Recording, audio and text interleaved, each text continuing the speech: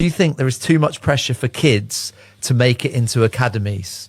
Okay, so how do you get, let's see the process. So every pro club has scouts. They see a kid, and let's go down to the younger ones. Basically, it's 8 to 14, so let's stick to that age group. And the player will come in, and some clubs, if you go to a Premier League club, they'll give the kid 6 weeks, and the kid comes, they won't sign them, etc., or ask them to be part of the academy. They'll look at them. Now, it's a great question, because there is pressure.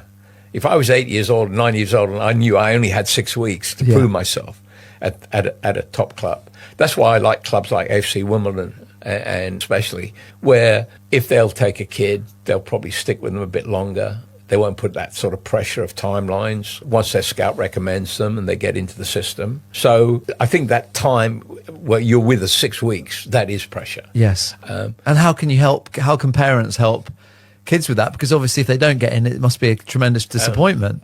Unfortunately, the parents, grandparents, friends, as soon as a player is even mentioned being associated with a professional club, their expectations many times are not realistic. They think that's it. My kid's good enough to be approached. Yeah. And I think that's the job of the academy manager, to manage that expectation.